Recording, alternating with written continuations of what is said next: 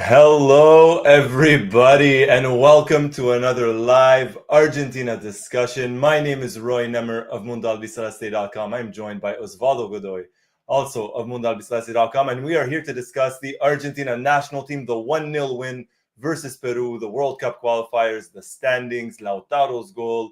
We're even going to talk about the performances, the substitutes, and maybe even a little bit of Inter Miami, some breaking news coming out earlier today. First things first, as always, let us know down below where you're watching from. And Osvaldo, how are you? How is everything on your end? I'm doing well. I'm very happy about this Argentina win. We're still leading the standings. We're still gonna be at the top of the FIFA rankings, and I think it was a tough match for Argentina today. Even though we can both agree that we have the ball most of the time, I don't think Diego Martinez really touched the ball with his hands at all, almost during the game. But it was a tough game because Peru was defending well, and we needed that win. We needed because well, we come from losing against Paraguay. Before this double match, that we would think, okay, we play Paraguay, we play Peru, 6 points, and after losing the first one, we saw that it wasn't that easy. Uh, and I think that this match and this couple of matches also assures how the South American qualifiers might be the hardest ones. I mean, we've always kind of said it is, in my opinion, the most difficult of qualifiers. Africa, very difficult as well, but I think South America is a little bit different for different reasons, of course. But for Argentina, yes, this was a match that, I think a lot of the fans really wanted the win, especially after the match versus Paraguay and what happened in the previous two games. But, I want to say a good win. Argentina missed some chances in the first half and even a little bit in the second half, and we're going to get to all of that. But as always, everybody, let us know down below where you're watching from. We have our first comment here from Vladislav saying, not a great match, still pretty sloppy and sluggish, but Peru offered nothing, and the goal was great. It was, and we're going to talk about that, of course, later on. BC, much love to BC. Thank you for joining us. Calvin, hello to you as well. Thank you for joining us, everybody, on your Tuesday night or Tuesday afternoon or early Wednesday morning or Wednesday afternoon, wherever you are watching us from. Javier Fernandez, good morning, my friend. Thank you for joining us as well. From South Africa, a good win. So early morning, if I'm not mistaken, or late night in South Africa. So thank you so much for joining us. Varun, hello as well. If I'm not mistaken, Varun from Ontario, Canada. Ario, hello from Laguna Niguel. Hello. Thank you so much as always. Paro Miguel, good. I want to say good morning to you, my friend Paro Miguel. I'm trying to remember exactly where you're watching from. Hello from Orlando, Florida, Nani. Hello. Thank you for joining. And the red number one, BC. Yes. Master Azar, hello. And Paro Miguel, once more, a big hello to you, my friend. Now, first things first, let's talk a little bit about the game, the performance. Everybody, let us know in the chat what you thought. Osvaldo, what did you think about this game? Was it better? Was it a better performance in the match versus Paraguay? Was it about the same? Was it worse? What did you think? I think we played better than the match against Paraguay. We have to take into consideration that again, we play against a team that defended really well throughout most of the match and didn't really generate any dangerous occasions. I think Argentina has a lot of merit there. Again, Diego Martinez barely touched the ball. We defended really well when we had to because we didn't have to most of the times. But at the same time, and especially in the first half, it was very difficult for Argentina to find the spaces to um, be able to have those dangerous opportunities. We had a couple. I remember a couple from McAllister. But the truth is that when you don't have too many dangerous occasions, you gotta be able to, with the quality of the players that we have, to be able to just score once or twice. And that's what happened in the second half with Lautaro Martinez, with a great goal of a player. We have a lot of those players in Argentina that have the quality to, even though we're not having too many occasions whenever they get the ball. Uh, Lautaro, for example, Lautaro wasn't playing well during the game. He wasn't having too many touches, especially because Peru was playing with five defenders. Lautaro not being able to touch much the ball because every time he would have a chance to touch it, there would be at least two or three players from Peru. But well, the quality for a player like Lautaro Martinez to be able to score that amazing goal. Yeah, arguably Argentina's most difficult chance of the game, and it was scored by Lautaro. A very, very difficult one. You mentioned Alexis McAllister. He had a header in the first half, and before that, Julian Alvarez hit the post as well. And then I think McAllister once more had another chance in the first half. So you have to take your chances, as you mentioned. Argentina didn't, at least in the first half, they did in the second. A very, very beautiful goal by Lautaro. You have to take the chances. I think if McAllister scores his header in the first half, and Julian hits the post. Julian scores off hitting the post, and that's 2-0 in the first half. I think we see a very, very different kind of game. But they didn't. Still, for Argentina, it was good. It was a good win, 1-0 win, and they got the 3 points at the end of the day, which in the qualifiers is really what matters the most. If we're being honest, it's just getting the points. Definitely. And there was also a chance from Gonzalo Montiel in Yeah. that first half. I don't know if at the end if he was offside just by a little or no. But the truth is that Argentina had 73% of possession, 3 shots on goal against 0 from Peru, 10 shots in total against only 2 from Peru. So you saw a big difference, a big gap between Argentina and Peru. And that's kind of what we want to see when Argentina plays these kind of opponents, especially at home, to be able to win this way. Maybe in the score, we expect Argentina to win maybe by 2 or 3 goals. But the truth is that in the game, I think that we were way better than Peru.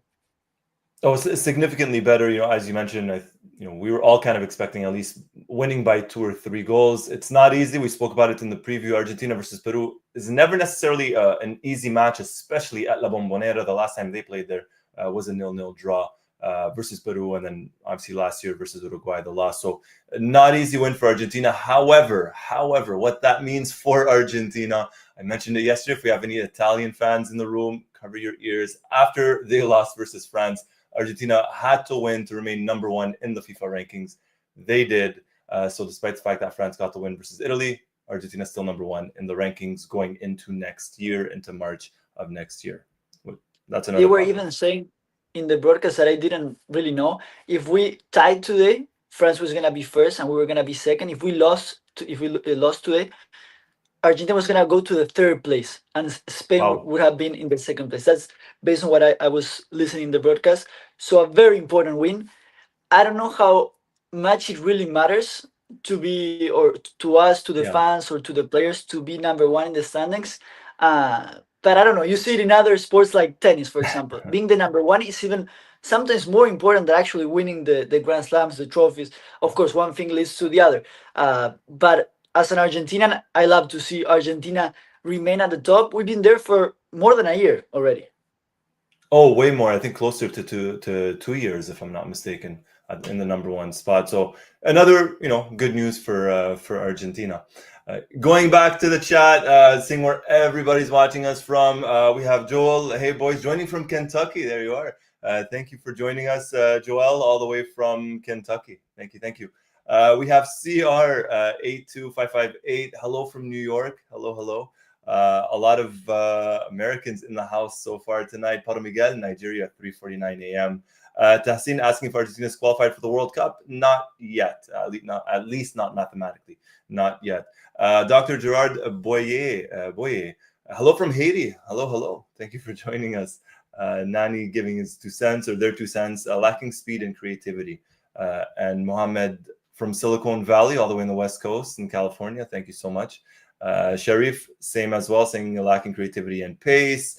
Ario saying very defensive side from Peru and that they did well. Eswatini, Naim watching from Eswatini. Wow. Argentina must have fast with dribbling ability to stretch the back line. Sharif talking about, 1 and 2 touch play was not there, which is very true, at least in the second half, a little bit off. Venezuela out of the World Cup. Is that official? I wonder.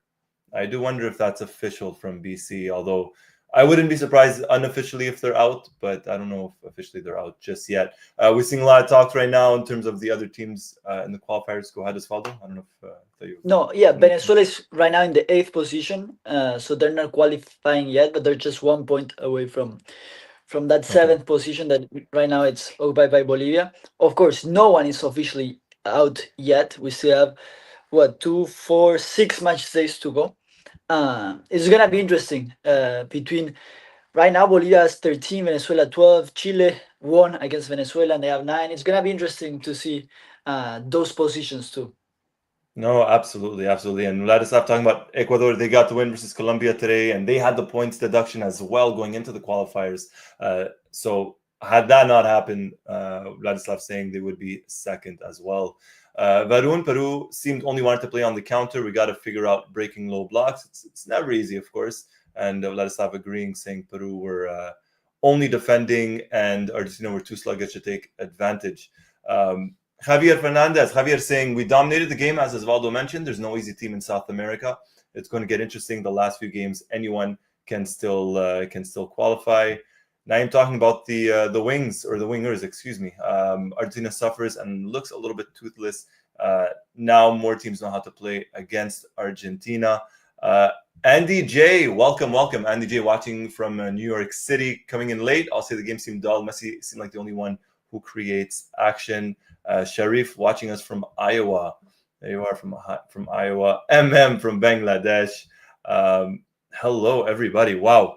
Very, very lively crowd, very lively chat. As always, thank you so much, everybody, for joining us. If you're new, hit the like button, hit the subscribe button, hit the notifications button as we continue on. Now, we have to talk about the goal, Osvaldo. Arguably Argentina's most difficult chance of the match. It falls to Lautaro. What a goal. What a goal by Lautaro Martinez. Yeah, it was a great volley with his left foot. A great, I would say, double match day of Lautaro, who also scored in the previous goal, in the previous match. Sorry, a great cross by Messi. Then we're gonna give our top 3 of the game. In my opinion, it was pretty similar to the one that against Paraguay. I think Messi played a good game and he put a really good crossing there. And then Lautaro with that finish, it touched barely the defender, the head of the Peru's defender. But yeah, an incredible goal by Lautaro. Incredible. I'm trying to think. He scored some beautiful goals, and obviously the most important goal being the one in the Copa America final. But aesthetically speaking, this is probably the nicest goal he has scored for Argentina. I'm trying to think off the top of my head. He scored one, I believe, versus Qatar in the Copa America a couple of years back. But a great goal, and one that officially breaks him into the top 5 all-time goal scorers for Argentina, tying Diego Armando Maradona at 32 goals in 5th place, 3 goals away from Crespo, who's on 35, 10 away from Agüero, who's on 42, Gabriel Batistuta at 54, and Lionel Messi, of course, at 112 goals. So not only was it a big goal for Lautaro, but one that breaks him into the top 5, overtaking Gonzalo Higuain. So very important goal from Lautaro, and one that gives Argentina the win and 3 points.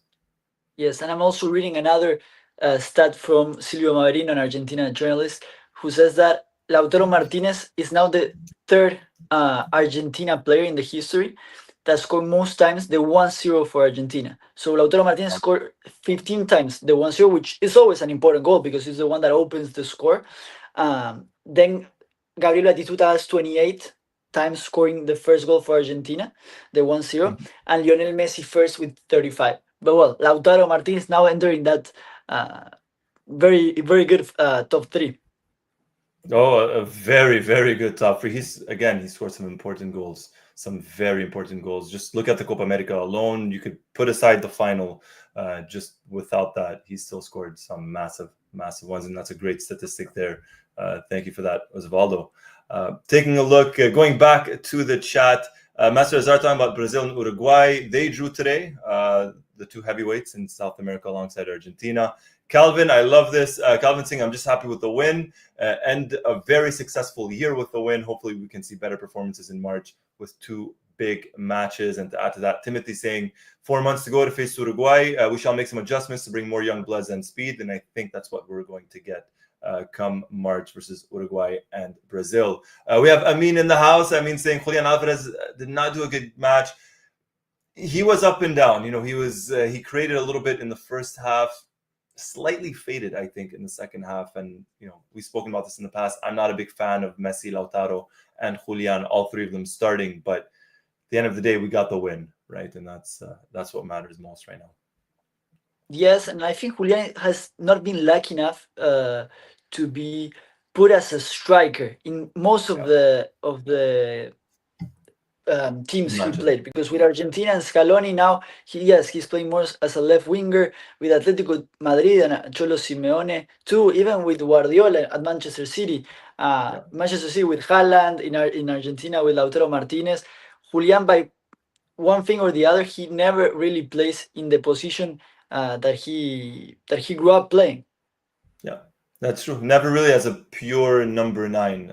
We The only time we really saw it, I think, was at the World Cup, and obviously we saw how well he excelled, how well he did there, scoring some big goals. But yeah, as you mentioned, with his clubs, because he's so versatile and such an intelligent player, you can put him out. You could put him on the wing, and at times even creating. He almost had 1 or 2 assists tonight versus Peru. So it just shows you the caliber and the kind of talent that he is, and or that he possesses rather. Ario was saying, "What a golazo!" Absolutely a big one.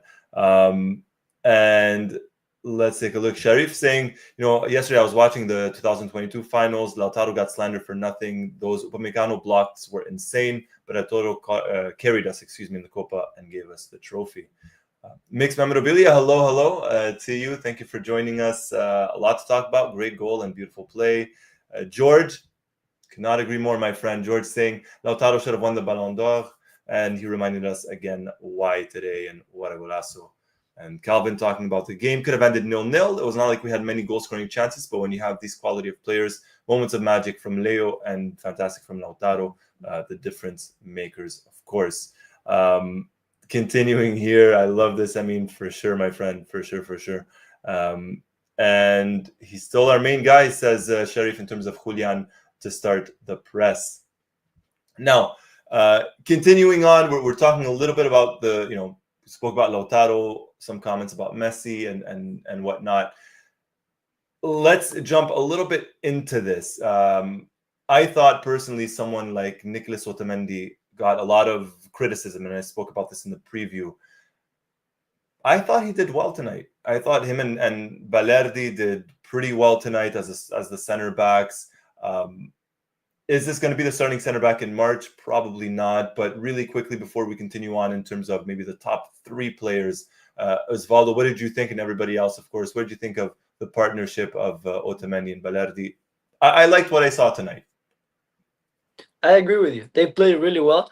Uh, Peru, maybe the opponent wasn't as a great test for them, but at the same time, when you play against a team like that most of the time they're just kicking balls to the striker, as a striker as experienced like Paulo Guerrero, you gotta be a strong defender to really being able to not even Peru generate a single dangerous occasion, and that's a lot of merit by Otamendi and Balerdi. I think also Tagliafico played a decent game. Same with Montiel. Yeah. I would say all the defenders play really well, and of course, Otamendi, who has been very criticized in the past, he did a great game. And Balerdi, who is having his first couple of minutes and first couple of matches with Argentina, also did a really solid job.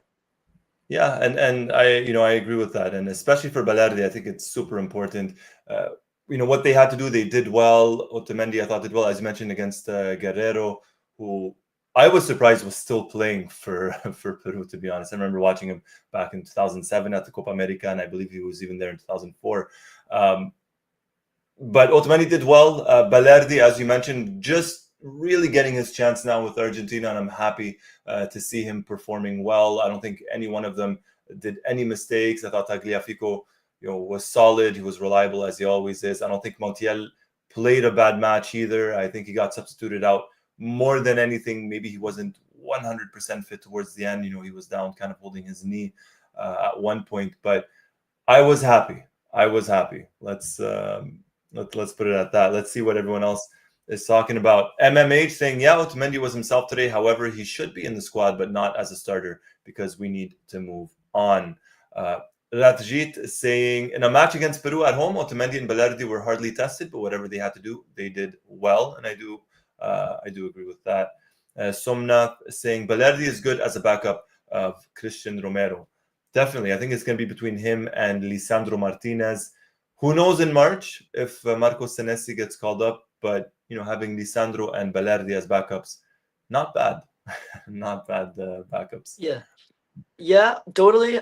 We'll have to see what Scaloni continues to think about a player like Germán Petzela, Yeah. uh, because he's the one that was really the backup as a center back in Argentina. But we'll see. We'll see if starting in 2025, maybe Scaloni start making some of those changes that I would say most of the fans are kind of asking for. Yeah, and I think we're gonna get that. I think we're gonna get those changes. Scaloni hinted at it and kind of really said it almost in his press conference. Excuse me, before the match versus Peru. So we'll see what gives when it comes to that. George, I mean, Osvaldo, you might not like it. I kind of share the same sentiments. I don't know why. Maybe it's because recently they haven't done too well. But George saying no disrespect to Boca, but the national team playing at La Bombonera never gives me a good feeling. Historically speaking, it doesn't, right? And but hopefully tonight we're kind of able to break whatever bad feeling or curse there might have been there. Yeah, Very different yeah, I things. remember that tie at La Bombonera for the World Cup qualifiers of 2018 with Dario Benedetto as the striker. Yeah, Yeah, a match that we needed the victory and we were not able to get it. yeah, that was a difficult one. That was a very, very difficult one. Let's see what we got. Rajit saying it was good to see Juliano Simeone get some minutes. We have to look for fresh, side backs, full backs from now on. Pablo, welcome. Pablo saying we should have created more. And I guess Argentina can select Senesi as left-footed center back. Calvin saying, I liked how the build-up I liked how in build-up it was kind of a back three. Helped to beat Peru when they pressed. Good minutes from Balerdi. Overall, solid. Now, let's get to the part of the discussion that generates a lot of the discussion, a lot of talk, a lot of answers. Your top three players. This is a bit of a difficult one for me. I mean, I think everyone's going to have Lautaro in their top three, maybe not necessarily number one, but in their top three. I don't know, Osvaldo, if you want to go first. I'm still thinking. I got Messi in there. I got Lautaro. I'm thinking of a third. I'm not quite sure who to put in, but I'll let you go first if you have your top three. Yes, even though Lautaro, I think, didn't have a great match until he scored. Of course, with that goal, you have to include him in the top three, maybe even being in the top one. Then I need to put Messi there, not only because of the assist, but also because of because of everything he does, match after match, and especially in the one today. Uh, and I'm gonna finish it also with another player that I included in the top three in the previous game. I will go with Enzo Fernandez. I think that once again Enzo Fernandez was the best midfield in Argentina. In a midfield that I think today had Rodrigo de Paul not really playing his best match, and McAllister missing some opportunities. I think Enzo Fernandez played really well. Now in the last couple of matches playing in Argentina more as a defensive midfielder where he played throughout the whole World Cup. I think that's the position that best suits for him with McAllister a little bit more on top and not the other way around. So my top three would be Lautaro, Messi, and Enzo Fernandez. And you know what? That would be my top three as well. And I was thinking about that. And I want to take Otamendi or Balerdi because I thought they were solid, they were reliable. But considering the match that Enzo Fernandez had, I'm gonna have to go with him as well. My top three is Messi, Lautaro, Enzo. I don't know if I'll have Messi number one or Lautaro, but I'd have Enzo as third. Uh, the interesting part for me was I think this was the first match in a while for Argentina where McAllister was really pushing forward and Enzo was kind of really staying back. McAllister missed two or three opportunities. He, in a weird way, he could have had a hat trick tonight. In a very weird way, Alexis McAllister, and he on a different night he may have had a hat trick because he missed some chances. But yeah, I'm gonna have to go with Enzo. I liked what I saw from him. Better finishing from Alexis, and I thought, hey, he's in the top three as well. Just lacked that final touch a couple of times, but you have to include Lautaro for what he did. Messi is Messi. Still, he showed that he still has it. His moments, his passes, and of course Enzo Fernandez as well. Taking a look. Yeah, and we Sorry, already go ahead. we already mentioned how the defenders, I think they were all pretty good. Diego Martinez, we can really rate him because he barely touched the ball. Um, but yeah, it's funny because Enzo Fernandez, who's not really having a lot of playing time, maybe in Chelsea, was the best midfield for me, at least midfielder in the last double match day for Argentina. And then a player like McAllister, who's playing well at Liverpool, didn't have the best couple of matches. Uh, but it's always good to see Enzo Fernandez playing this way with Argentina, especially after a couple of games where people were thinking, and us, of course, were thinking that maybe Lo Celso could play in his place for a couple of games. I think he did a really good job in these last two match days. No, he did. He has stepped it up. It hasn't been easy for him. We mentioned it, whether it's with Chelsea or his personal life, separating from his wife, that I would imagine does take a toll on somebody, but he stepped it up for Argentina. Hopefully he continues to perform well and does well with Chelsea, but for sure Enzo in our top three. Let's get to the chat. Let's see what everyone is thinking about their top three. Sharif saying Lautaro, Messi, and Julian Alvarez. George, I loved it as well. I'm a big fan of that kit. They're only going to wear it once, but I do like it. Pablo saying Lautaro, Otamendi, and Messi. I respect that. I wouldn't necessarily disagree. Naim saying Lautaro, Messi, and Enzo. So same as us. Vladislav, Messi, Lautaro, Enzo. Saying the ball was okay. Rathjit saying, all right, same as us, Messi, Lautaro, and Enzo Fernandez. Nani saying Messi, Enzo, and Otamendi. Otamendi getting some love tonight. Messi, Enzo, Lautaro, Montiel, Messi. Montiel had he was very much involved in the attack, at least in the first half. Good for him. Vladislav saying Alvarez did more work than Lautaro, but a goal is a goal, of course. And mixed memorabilia talking about Montiel was attacking fullback at times today. That was interesting, and he still defended well. And Ario saying Messi, Lautaro, and Julian. Calvin showing some love to Lo Celso, saying I enjoyed the minutes from Lo Celso today. His connection with Messi was very good. His connection with Messi, to be fair to Lo Celso, he's always had good chemistry with Messi. Always. Yeah, and let me ask you something, Roy. What did you think about the substitutions for Argentina? Are we talking more or less about? I'm guessing you're talking about the I don't want to say the newer players, but the players that maybe didn't get too much playing time in the past. I thought they did well, to be honest with you. I thought Perez did pretty well attacking, substitute for Montiel. I would like to see more of him. I think he hasn't gotten a 100% an opportunity, a chance with the national team for different reasons. But I would like to see more of him with Argentina, especially if he's going to be played as a right back. It's not like Argentina have too many options when it comes to that. Simeone, I was impressed with. He got a couple of minutes. I didn't think he did too bad. I was really, really impressed with. And Lo Celso's Lo Celso. Medina, not enough for me, just not enough minutes. He was brought on pretty much around the 90th minute alongside Paredes. But I'm a fan of Perez. I liked what I saw. Simeone, why not giving him another opportunity? And Medina, I think, deserves another shot. I don't know what the chat thinks, but I don't know what you think, Osvaldo, in terms of the subs. Yeah, I ask you that because, in my opinion, they were kind of late, the substitutions. Of course, we have to give a lot of credit to Scaloni, not only because of everything he have done in these past years, but also in the way Argentina played this match. In my opinion, we played way better than Peru, and I'm proud of how Argentina played today. But in the substitutions, I think that Argentina could have made some substitutions earlier. The first substitution was in the minute 75 with Nehuen Perez entering in the place of Montiel. I would have liked to see at one point Ezequiel Palacios, especially when Rodrigo de Paul was not having his best match. Also, maybe Thiago Almada. There was some moments, especially after during the whole first half, it was complicated for Argentina to really generate dangerous occasions, and maybe in a time like that you need a player who can shoot from range. Of course, you have a player like Messi, McAllister, but Thiago Almada could have been good for the second half, in my opinion. So I would have liked to see maybe Thiago Almada, Ezequiel Palacios, or those substitutions, but bring them on a little bit earlier. Yeah, and I agree. I would have loved to have seen Almada. I really, really would have liked to have seen him get the chance tonight. I'm looking back at the substitutes.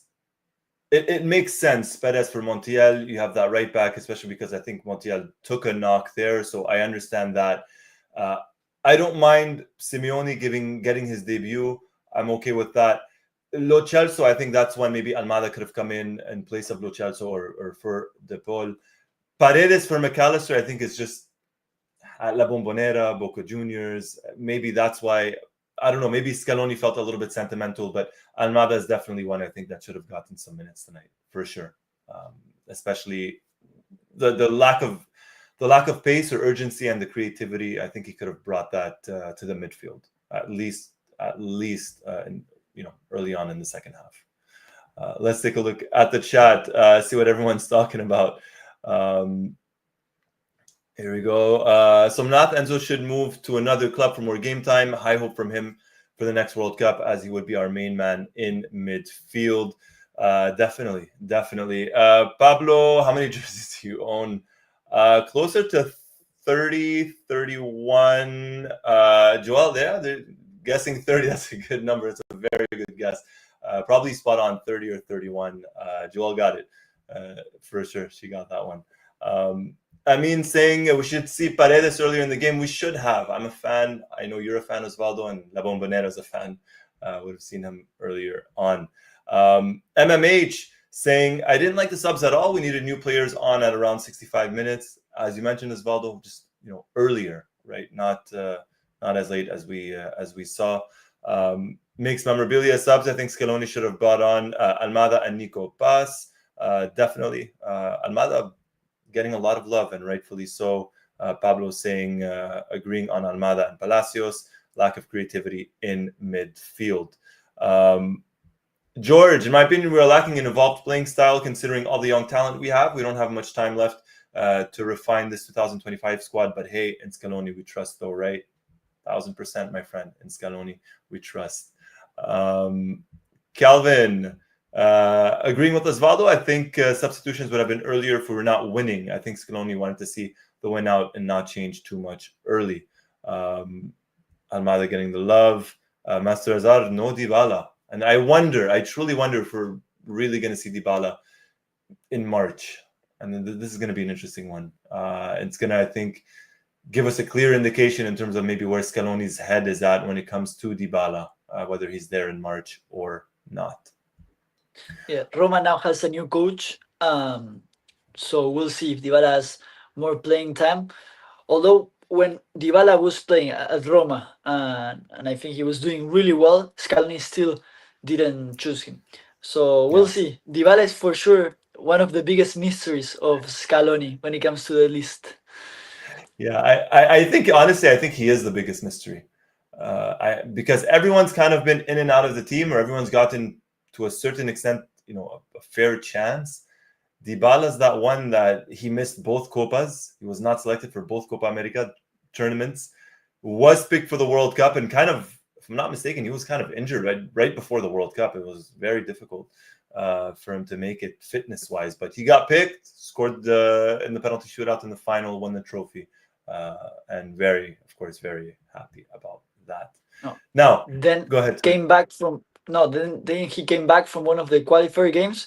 I think he scored against Chile with the number 10. And then he was not called again. When he was not called up again. So yeah, a mystery. It's a very, very big mystery. We've seen super talented players get left out of Argentina teams for controversial decisions or different reasons. Dybala is one that no one really knows. No one really knows, and I wonder if we'll ever really know if why he hasn't been selected. Vladislav, a little bit of a joke here, saying Dybala got a role in the Argentina kit commercial but doesn't get called up. Very sad. He is signed to Adidas, so that would certainly explain why he was in the commercials. Now, remaining still on the topic of course, Argentina, or at least Argentine coach. One man made the news before the game, and it's Lionel Messi's former coach. He coached him with the national team, he coached him with Barcelona, and he coached him at Inter Miami. Gerardo Tata Martino, no longer coaching Inter Miami. bit of a surprise, but not really a surprise. They got eliminated, essentially in the first round of the playoffs for MLS. What do you think of this one, Osvaldo? It was surprising for sure because even though he got eliminated early in the MLS Cup, he still was able to win the supporter shields with Messi and with Inter Miami. Uh, he says, or the rumors are that it's just personal. It's something personal. So it didn't have to do with this early elimination. The truth is that we don't know, and we also don't know who might be the new coach for Inter Miami. I'm sure that I'm assuming, I don't know, that someone that will speak Spanish. So there's so many Argentinians and Spanish speakers in that team that I would assume is someone, maybe not Argentinian, but at least that they speak Spanish. Yeah. There were some rumors. I mean, we were kind of talking about this off air. Xavi. I mean, if Xavi joins Inter Miami, then it's Barcelona 2.0 pretty much. If not, you had mentioned Crespo. Crespo no longer coaching in the Gulf. One point, I think it's been a couple of weeks now, 2-3 weeks. He left his job in the Gulf. So Crespo available, and he's coached in South America, coached in Argentina and Brazil and in the Gulf. So Xavi's being rumored, Crespo's being rumored, as you mentioned. I think it's someone that will have to speak Spanish. I don't know. I don't know if Inter Miami goes in terms of a big name like Xavi or a different kind of coach. I don't know. Well, time will tell. Time will tell. Taking a look at the chat, a little bit of Inter Miami, a little bit of Argentina here. George saying Port Dybala, ghost of San Pauli still haunts him. I think his ghost still haunts many, many people. Pablo, that's a genius of Scaloni. He knows how to pick the team and not just the most skilled players, which is a very difficult thing to do. I'm good with Dybala not playing unless your coach would have picked him. Ario talking about Tata, very surprising. Ratjit, I think Inter Miami have someone else lined up to replace him, maybe Xavi, as we mentioned here, we discussed. Shakil, can't wait to see Echeverri, Nico Paz, and Franco playing together. March is the next international matches. Have to be doing along with Varela. Otamendi needs to be dropped as well. And Nani K saying Tata's case was a shocker. Inter's problem was not Tata, it's their defense. They need good recruitment. And Vladislav saying Xavi would be terrible with Inter Miami. He's very dogmatic and they would never play the quote unquote proper way. And Calvin, I'm all for this. Bring in Angel Di Maria after at the end of the season. He is getting he is taking his coaching courses. So maybe down the line after he stops or after he retires, maybe down the line. On that note, before we completely wrap things up here, Argentina number 1 in the standings in South America, 25 points. Uruguay on 20, Ecuador 19 alongside Colombia. Brazil 5th with 18 points, Paraguay on 17, and Bolivia on 13 points in the playoff spot. Then we have Venezuela, Chile, and Peru. Next set of matches, Argentina versus Uruguay and Brazil in March, in Montevideo versus Uruguay, at the Monumental, likely at the Monumental, versus Brazil after that. Osvaldo, before we close things up, any final thoughts? Well, that double match day in March is gonna be a really good one. We have a couple of things that we're gonna probably tell later in the year or in a couple of months about, especially about that double match day. Something that we want to do with all the Mundo Albiceleste community everywhere, because you guys are literally everywhere, and there's something really nice we want to do. But it's gonna be a really good double match day, and in this one that just passed. We had matches or teams like Colombia who lost both matches. They lost today against Ecuador. Most of the game, or I think starting in the 40th minute of the first half or something like that, with one player, with Ecuador with one player down, and they were still managed. They still lost at home, so that was surprising. Brazil, who was not able to win any of the games, they tied against Venezuela. They tied today against Uruguay. For sure, these South American qualifiers are very entertaining to watch. You not only enjoy watching Argentina, but also watching the other games is really entertaining. Oh, massive. And looking ahead in March, the first match day, Uruguay, Argentina, of course. Then you have Brazil hosting Colombia, Paraguay versus Chile, Ecuador, Venezuela. So you have some big games, some very, very big games. And then after that, of course, Argentina, Brazil, the big one, and then Chile, Ecuador. So the South American World Cup qualifiers, there are not that many games left. I think just about 6 or 7 games, but they're all important and they all matter and they're all super interesting in their own way, whether you're at the top of the table, the middle, or the bottom. Taking a look at the chat one last time before we close things up here. Amin talking about Battistuta would be amazing for Inter Miami. Count me in. I love Batti. I absolutely love Batti. Calvin, big matches ahead. Definitely, my friend. Pablo, like Mbappe said, South American qualifying is super easy. Yeah, of course. Of course. David, much love to you, my friend. Thank you for joining. Thank you for popping in from Western Sydney, Australia. Thank you so much for joining. On that note, everybody, a big thank you for joining us. Thank you, everybody, for the comments. Hit the like button if you haven't already. Hit the subscribe button. Hit the notifications button to be the first person notified as soon as a new video starts or we go live. As Osvaldo mentioned, we got some stuff coming up specifically for March and those 2 sets of games, but then, of course, some things before then. As always, everybody, a big thank you. My name is Roy Nemer of MundoAlbiceleste.com. I was joined by Osvaldo Godoy, also of MundoAlbiceleste.com. Until next time, everybody, take care. Goodbye.